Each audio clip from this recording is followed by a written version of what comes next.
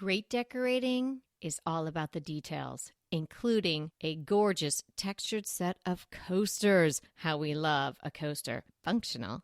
And why not be beautiful?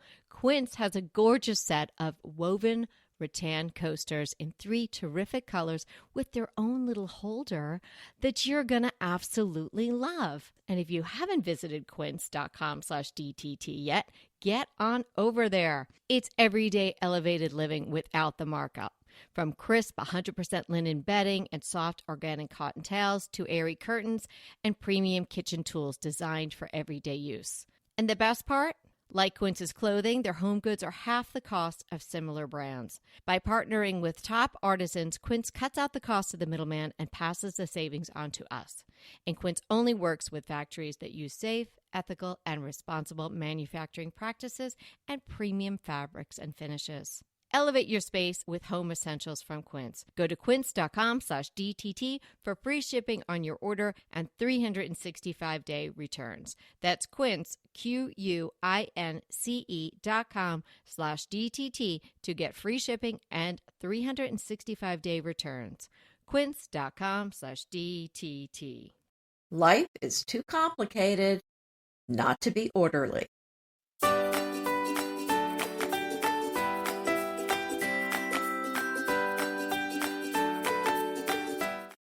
Hi, I'm Anita Joyce here with Kelly Wilkness, and this is Decorating Tips and Tricks. Today, we're going to help you get your stuff together. January's for organization. This is the month to do it. It is, and I may have convinced somebody to get out in the barn and work with me on it. So I'm hoping this is my month. Okay. I'm guessing it's not your mom. Maybe Evie? Kevin, yes. Did you have to bring someone else in? No. Well, it hasn't happened yet, but there was, we've been here over a year, but every week there's been some reason we couldn't do it, Right.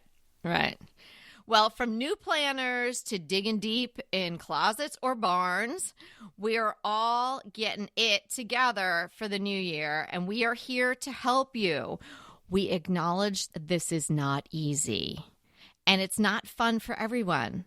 I like it, but it's not fun for everyone. We're going to give you lots of tips and advice on how to really pull it together for 2025. I want to mention this because I think a lot of people blame their lack of organization on having small closets or a small house. I hear this all the time. I don't have room to be organized. I need more space. And they're adding on rooms and adding on closets. Well, here's the thing.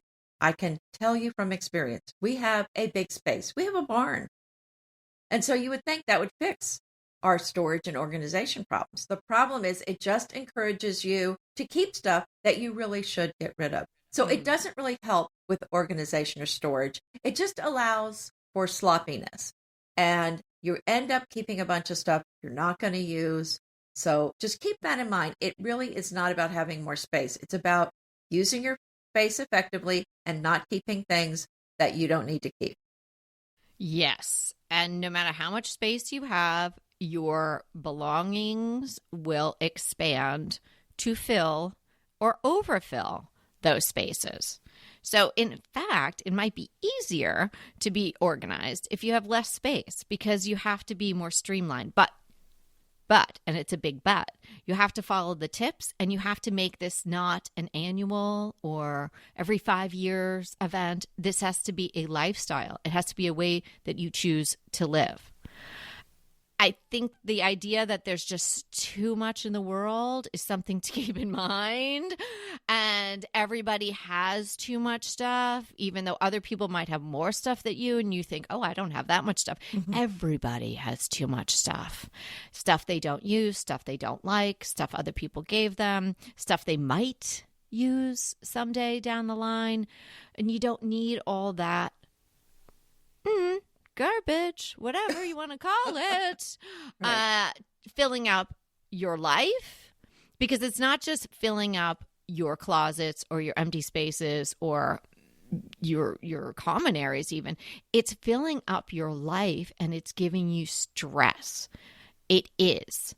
You have to recognize that. And when you recognize that, I think that is a really great incentive to become organized. I'm going to start off with tackle in manageable chunks, and that's either in space or time, because organization can feel overwhelming for a lot of people. And so therefore you put it off. And it's also not something that is essential, like eating dinner.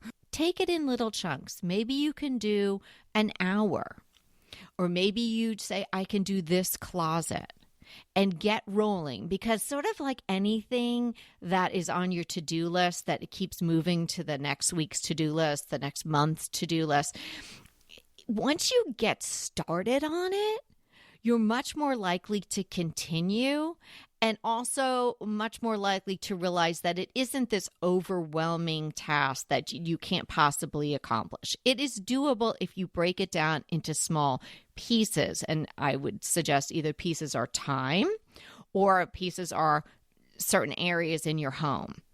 And I would start with the places that are the most egregious, because once you organize those spaces, it's going to feel so good, and it's going to give you momentum and more incentive to move on to the deeper, darker region. So if you start with some closet in a guest room that's stuffed with wrapping paper and possible re-gift opportunities, and that's really not going to impact your daily life. But if you start in a room that you interact in all the time and that is troubling you because it has too much stuff in it, and where the stuff that's in there is not organized, and you have to keep looking for the same things over and over again, that's going to positively impact your life when you get that organized and in a shape where it adds to the comfort of your home.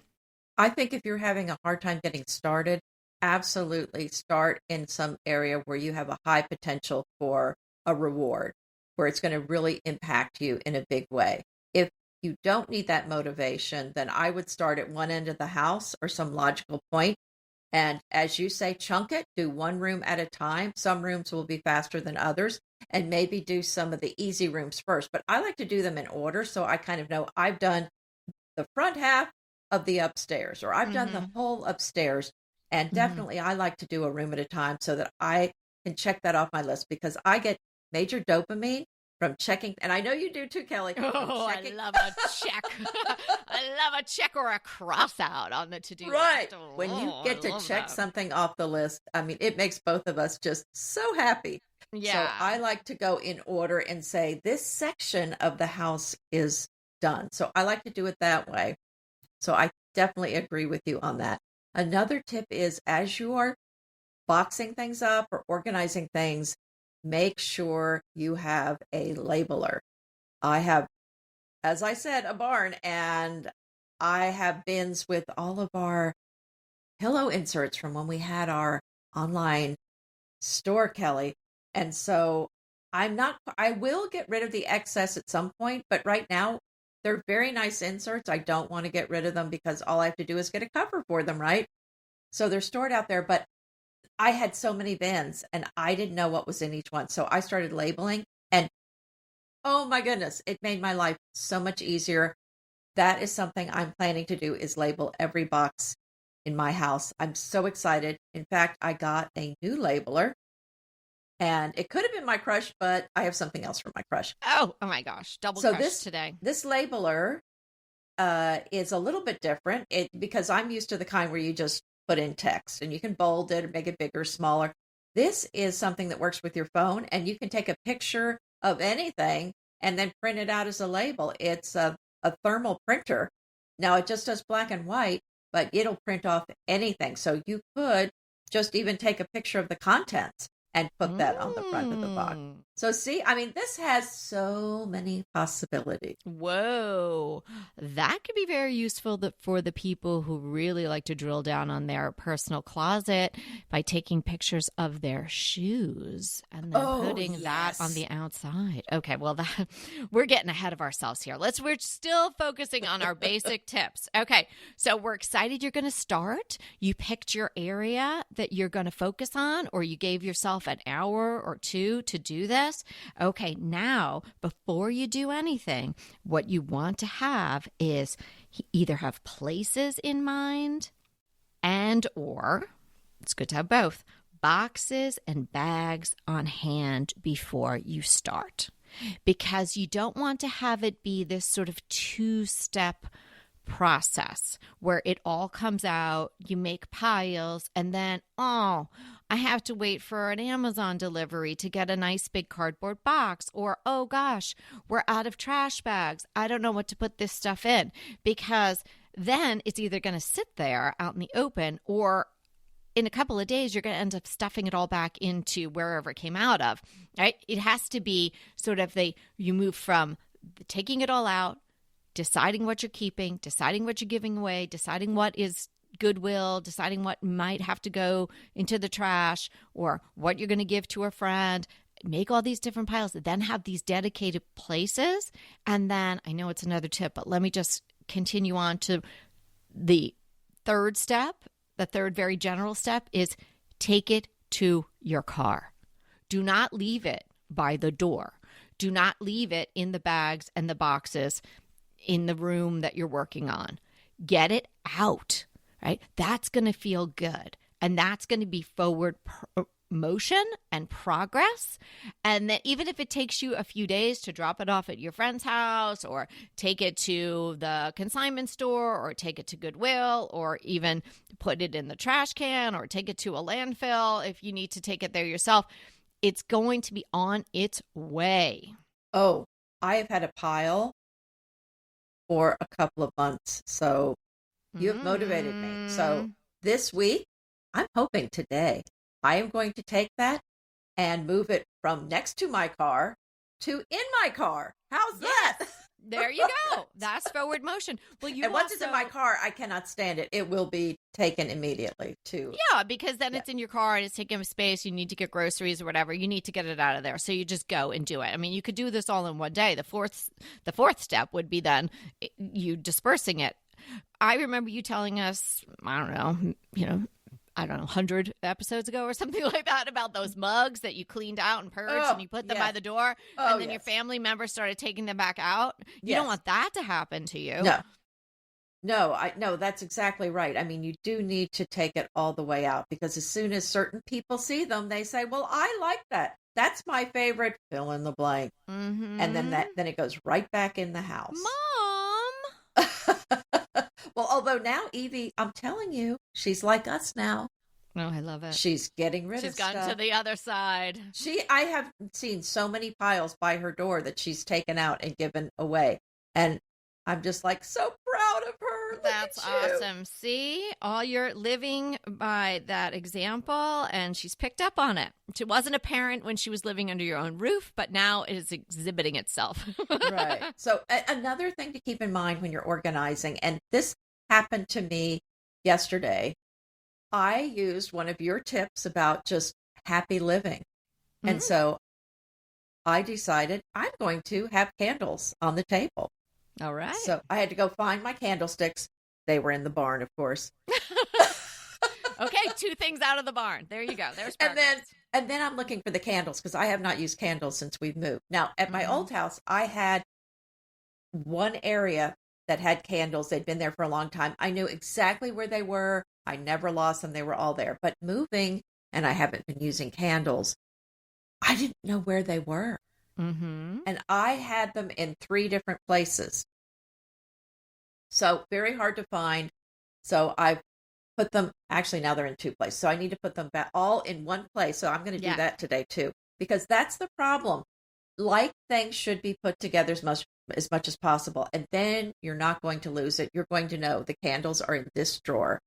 The cups are in this drawer. I mean, it really is important to put these like things together, because you don't want to have to remember where you put them. And it's harder if they're in 3 or 4 different places than if it's just in one place. Yes.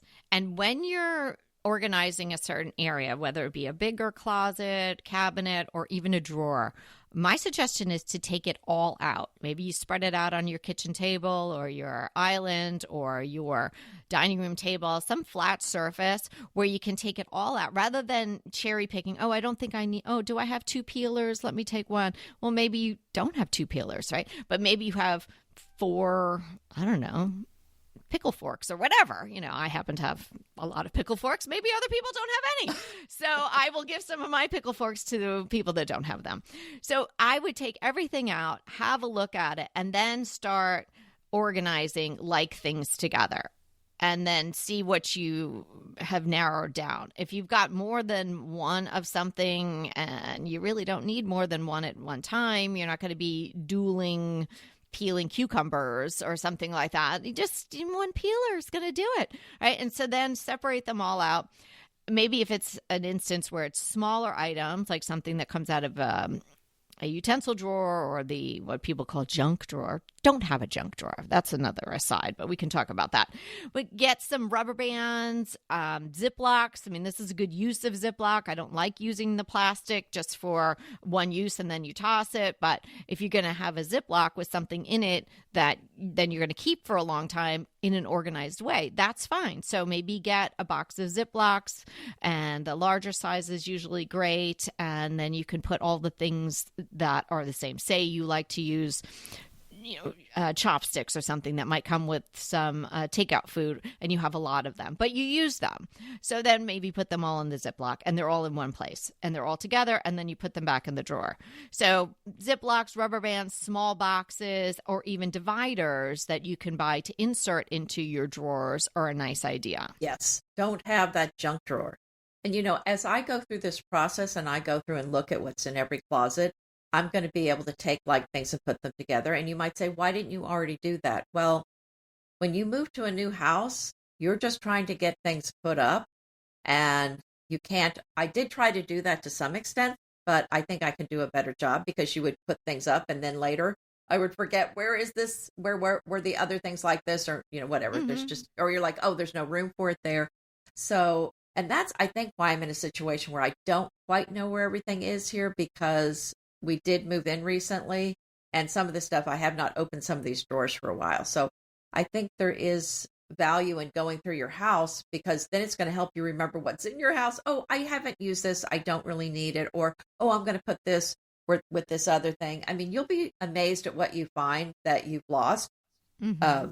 So, I mean, things do show up as you go through these drawers and closets. When you're moving in, or if you're a person who hasn't done this type of organizing on a regular basis for the period of time that you've lived in your home, it does take a little bit of time, particularly in an instance like you're saying, Anita, when you first move into a place, because and when you first move in, you don't even know where all the furniture is going to go, or, are you going to get a new cabinet? And is that a better place to put X, Y, and Z in there? So, you're filling up the space, and then you're now at a situation where it feels like, from the photos and when you're telling me that, you've got a lot of the furnishings where you want them, and you're kind of drilling down on details like maybe changing faucets or knobs or things like that. So over that course of time, then your belongings will find the right home and get grouped together if you're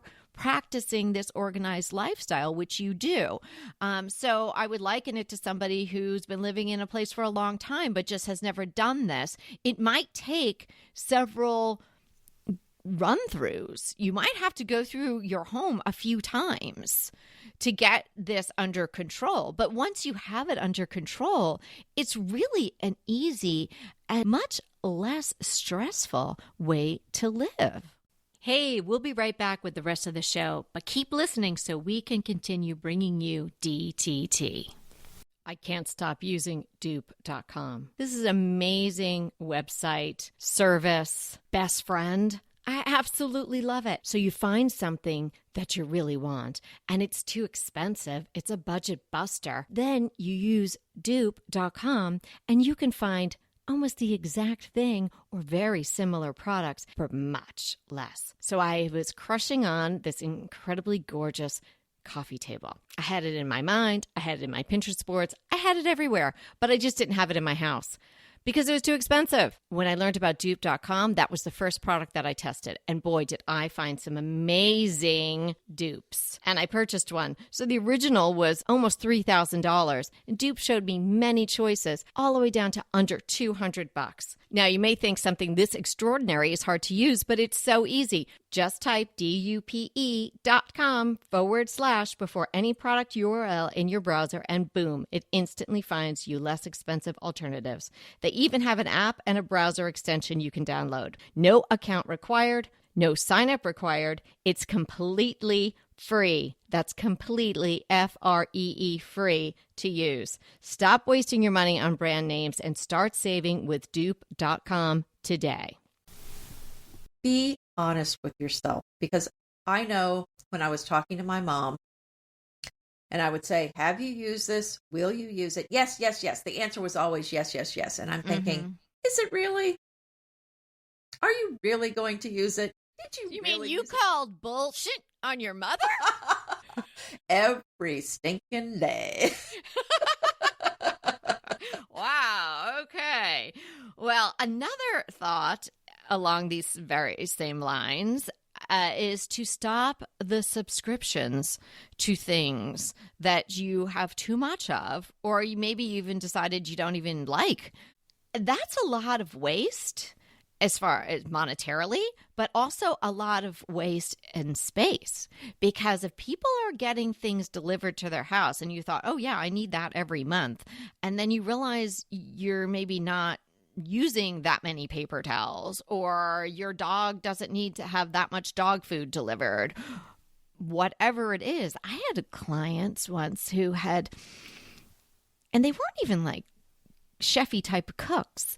They had all kinds of dried beans and giant That's for the apocalypse, Kelly. Rice delivered. Yeah, but the funny thing, or the not funny thing, is that, and I would told them this to their face, I'm not talking behind anybody's back, is that they wouldn't even know where to find those beans if there was an apocalypse, or the rice that they were getting delivered, or the Capri Suns. First of all, Capri Suns, but for their kids, these, packaged little drinks, maybe for a period of time, that was something their kids liked in their school lunch or whatnot. But then there was a pandemic and nobody was going to school. And they didn't need that anymore, but they still kept coming. So stop those subscriptions. I know it takes a moment to go into wherever you ordered this from and either space it out some more or cancel it, stop it. But you don't need a storehouse of things like that, particularly if you're not using them. Now, I have a caveat on this. Okay. The exception would be toilet paper. I was so traumatized during the pandemic. I said toilet. Wow, that must have been important for you to share. See, I'm growing. I have a whole section in the barn for paper products. So let's just call them paper products. Paper products. Because I'm not going through that trauma again. Well, okay. Wondering where I'm going to get it. Yes. Okay. Caveat. Yes. Addendum to that tip. Yes, you got it. Okay.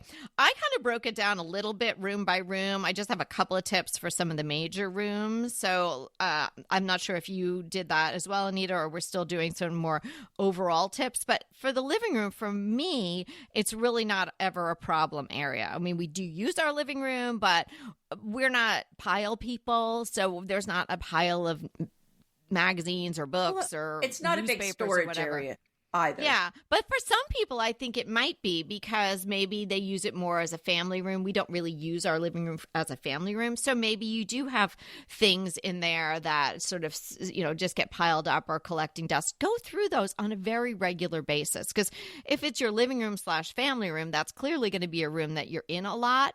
You need to register these things when you're looking around your rooms, and then go over and investigate what's going on here. Is this something someone's already read? Was there something in here I wanted? Do I need to ask somebody, do they want this anymore, or can I just get rid of it? Sometimes there's lots of remotes. I am not a big TV watcher, and usually when I'm watching with someone else in my family, and I am here to tell you that I have to think each time, which do I use this remote? What remote do I use? And then I was told recently when I was trying to watch something on my own that we don't even need that remote. You don't even need that one. So why is it here? So let's get rid of that. Quickly took the batteries out and that thing was gone. If you have one remote or more than one remote and people seem to be misplacing it, or they're cluttering up, or you don't like the way they look just sitting there, get a pretty little rattan box or even a small tray and just have them sitting on there. Then that's where people put them. And then people are not searching all over for them. Is it in the couch? Did someone take it to a different room? So things like that you can then corral. And that makes it easier for the next person or for yourself next time. You'll know where it is. And it also is a little bit more visually pleasing when you walk in the room rather than seeing a whole bunch of stuff, whether it's papers or whether it's remotes or anything that you can sort of corral. If you must keep it, corral it in some sort of nice looking container. Well, I just realized as I'm thinking through all this, oh yeah, we have some DVDs under the TV, but I have no idea where the DVD player is. So. You're shocking me, January girl. Am I going to have to fly out there and help you with this bar? Yes, please. I don't think anybody else is really going to help you from your family.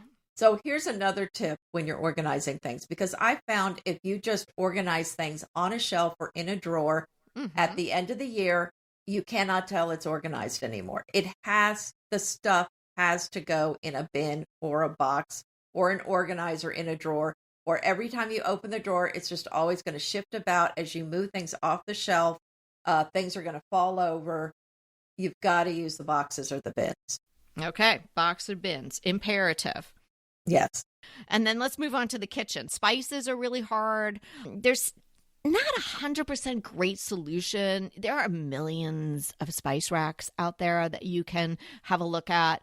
But if you've got your spices just kind of tossed in a drawer, that's going to be impossible to know what's there when you need it. So something that's going to maybe be on the wall, or it could be on maybe the back of the pantry door if you're lucky enough to have a pantry, something where they could be at minimum 2 deep, one jar behind the other one. Because you do end up buying more. You're at the store and you're like, do I have saffron? I don't know. And saffron I picked because it's the most expensive one. And then you come home and you're like, I have threads of saffron. So that's a place to take a look. How are you storing them? Go through, take out expired stuff. Ditch the plastic water bottles. You get them everywhere. You're in a 5K, or your kids do something at school and they win something. Somebody's given you all these bottles. Anita, I'm sure, is chomping at the bit to say, don't drink out of plastic. But, a lot of them, even if they're BPA free, I don't know if you should be using plastic. You're probably not supposed to put it in the dishwasher. And you don't need that many.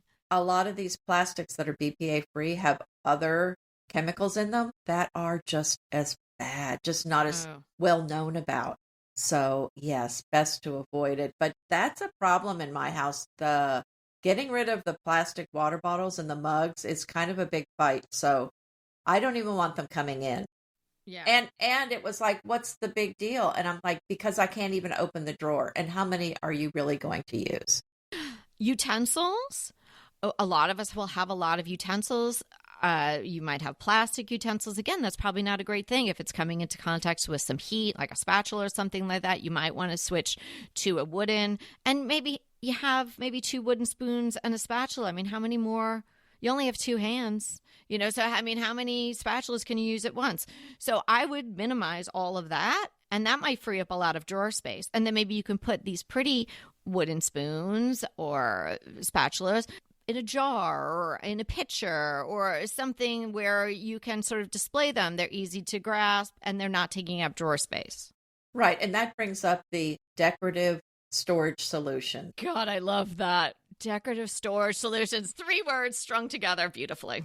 Right. So that is going to encourage you to organize. And there's nothing better than seeing a beautiful box of things that are organized, or a beautiful picture on your countertop with your wooden spoons in it, or, that sort of thing. I think it makes life happier. I actually have some little stevia packets, and I put it in a pretty little container to put on the table when we use it. And I thought, that just makes me so happy to have something pretty to put things in. In fact, oh, no, I'm not going to get to it because it's a crush of mine. So my crush is something pretty to make organizing a little more fun. So I don't want to say. Oh, there's a treat when you do all this. That's right. Well, I wanted to get back to another item that's kind of in general for the members of your family. Really, this is talking about the kids in your family, is to have a memory box or bin per person. And this is where you're going to save your kids' things. It's all going to be in one place. But the thing I liked about it is that it's a finite space. It's not infinite. It cannot expand beyond the container. So you buy the size container you're comfortable with. And then when it's full, you're done. Or maybe there's something that comes up later and you're like, but the bin is full. Well, then you're going to have to make a decision. Is something coming out before something goes in? But I think this is a great idea. We did this with our kids. And then when Evie moved out, I was so proud. I handed her her memory bin. And I was like, look, here's stuff from your childhood that I saved for you. I knew you'd want it one day. Here it is. And so proud of myself. Pat myself on the back. Look at what your mommy did for you. She looked at it and said, I don't want that crap. I'm like, okay, it's going in the bin. All right. Oh, no. She wasn't sad you didn't want it? Why would I want it? It's her stuff. I was a little insulted. My mother sent me all my report cards. I was like, I don't know. Shouldn't you keep those? My God, I'm an only child. Well, when she moved out, she was like, limited space. She left a bunch of stuff there. And, me with the organization, I'm like, like everything in the closet was left. I thought I'm gaining a closet, losing a daughter, living here, gaining a closet. Not losing a daughter, just her living there. Can we get that on a needlepoint pillow? That's awesome. What a nice sentiment. But I didn't get my closet back. She was full. So when we moved here, we said, well, now is the time. That's when I got all this stuff actually it was when we moved. That's when I got all this stuff out and said, hey, here's your stuff. Back into the kitchen, small appliances. If you're a fan of small appliances, then maybe find room for them someplace else in a cabinet. Don't have too many out. That is really a lot of visual clutter in the kitchen. Will make all the kitchen tasks a little harder to do. But probably a lot of you have small appliances that you don't even use.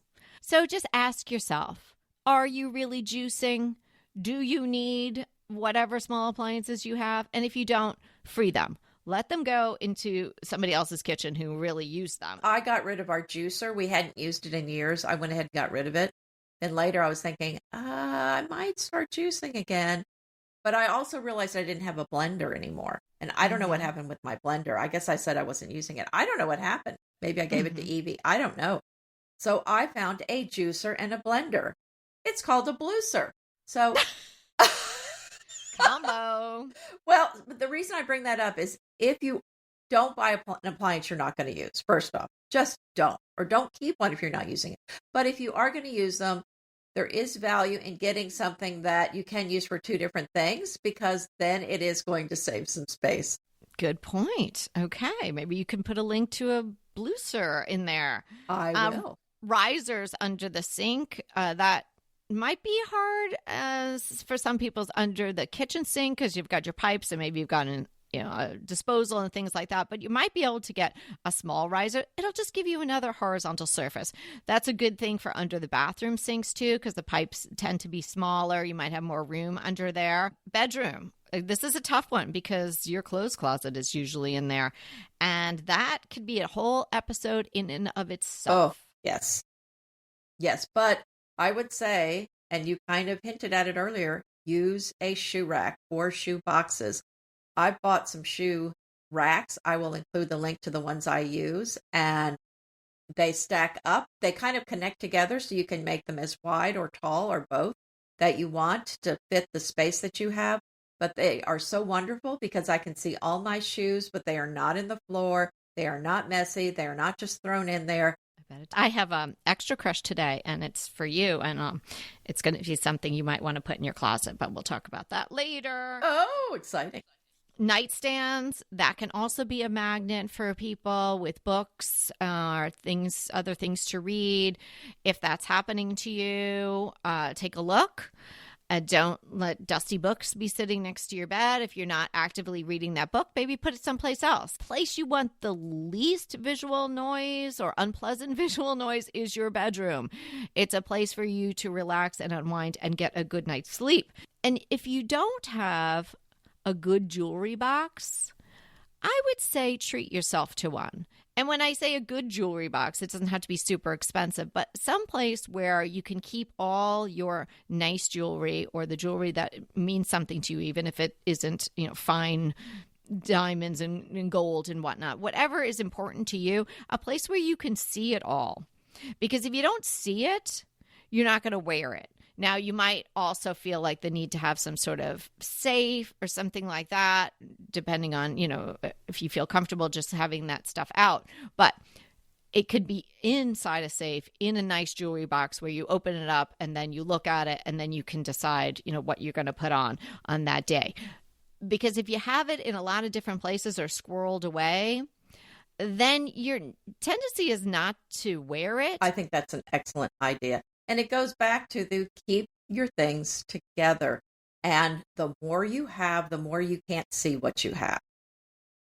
So I think there's a lot to be said for your thought of putting it in a box. And like you said, if you do have a safe, you could pop it in there, take it out, whatever you need to do.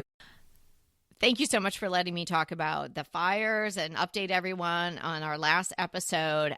Some things that I learned that are along the lines of organization is to have a good go bag prepared and ready. So I would categorize this in the organization department. After you organize your house based on the tips we're telling you in general today, you might want to think about getting prepared with a go bag. Anita is familiar with the go bag as well, and we can both talk a little bit about that. Another thing you might want to think about, and again, Anita, I believe, has done this with her photos, is maybe get all your photos, even the ones that were not digitized. So in the event that something happens, flood, fire, some other disaster, you've got your photos somewhere on a cloud. And because I'll tell you, when they told us that we were on evacuation warnings, it's cliche, but it's true. I went for the albums. I went for all the important documents. I went for the jewelry, and it was all in one box, and that was very easy, and I just grabbed it all. Well, it's interesting that you talk about photos, because I would say while we're talking about disasters, do take a photo of all of your valuables or do a video of your home. Yes. Because when we did have our jewelry stolen, when my jewelry was stolen, and I dealt with the insurance company, they wanted proof that I owned the stuff that I said. So if I could come up with photos of the jewelry, which I didn't have at the time, but I did have some photos of myself wearing different pieces that counted. But if you go through and put all your jewelry down, take a picture of all of it, take a picture of all your silver, or whatever else you have that's valuable. I think that's going to be important if there is some sort of loss where you can't, where you do have a robbery or a fire or something. Yes, absolutely. They're saying now a lot of the tips are, for the people who are fortunate enough not to have lost their homes, is to video everything, the outside of your house, the inside of your house. Obviously, a lot of people here in California have completely lost their home. And so how do you explain to an insurance company, well, it was a Mediterranean or what have you, right? So you've got that documented. I love Anita's idea of taking individual photos of the pieces of jewelry that you have. You might want to take photos, even though it's not going to, actually be the original of the birth certificates, the driver's license, all that. Some things you can even, if you have an Apple phone, you can even upload to your Apple Wallet. I know you can do that with your driver's license now. Insurance cards also can be on your Apple Wallet. Excellent. Just something that's not fun to think about, but something that could really be useful if you ever find yourself in a predicament like we just were. All right. Thanks for sharing that. Are you ready for DTT Define? Yeah. We're defining snug, and this is a noun, not the adjective. It is a small and intimate room where only a few people can sit. It can refer to a room in a pub or a private home. So it typically has plush seating, low ceilings, dark wall colors, and dim lighting. And it just tends to be a very warm, comfortable place. They're also known as snuggeries, and they've been a part of English culture for centuries. So if you're from the UK, you know exactly what I'm talking about. They're cozy, intimate spaces originally found in pubs and taverns. Okay, my crush for you that I came across somehow while I was trolling around on the internet, the Monica Crossbody Bag by Kate Spade in a beautiful blue. And it was some crazy sale. I hope it's still going on when I give you the link, but it was like $59. Oh, yeah. So I'll link that in the show notes. Really good looking bag, but that's not my crush. That's a bonus because I thought of you when I saw it because I know how much you love your Kate Spade bags. I do. But my crush for today is on topic. It's a recycled plastic Lazy Susan that comes in 2 sizes. Now, plastic, don't love, but this is not a single-use plastic. I like the idea that it was clear and that I was like, that would be very easy to clean. And it's not something I would keep out on the counter. This is something that I would use in some of those hard to get to, hard to utilize cabinets. I think a lot of us have those in our kitchen because at some point your cabinets are meeting a 90-degree angle, and you know the way the cabinetry can be made is sometimes the door doesn't maybe open all the way, or it's like a little angled cabinet or something like that. And sometimes a cabinet maker will put a Lazy Susan in there, and that's really nice. But if you don't have that, this could be really useful. And with the 2 sizes, you can put things like even a fairly large size olive oil bottle and things like that. So $22 to $14 last time I checked, and that's for the 2 different sizes. Oh, that sounds wonderful. So my crush has also to do with organizing, and I hinted about it earlier. I found the prettiest filing folders, and they're in a William Morris pattern. So there's 6 different patterns, 2 of each, and I haven't ordered them yet, but I'm planning to. They're really pretty. But let's say you don't like William Morris. Well, just look around. There's probably some other beautiful file folders that you will like, but that's something that can really make your filing a little more fun. Nice. Excellent. Well, thanks so much for hanging out with us today. We really appreciate it. And as always, remember, we are here to inspire you to create a beautiful home. Until next time. Want to talk to us? Well, we really want to talk to you. So let's schedule a design consult. Anita and I are here to give you individualized, actionable advice on how to create the beautiful home you want and deserve. It's so easy to schedule a design consult with us. Simply click the link in the show notes or head to decoratingtipsandtricks.com/consult. When we talk to you on the scheduled time, we will be ready with so many great tips, advice, and yes, tricks. So sign up today for a design consult. We can't wait to talk to you.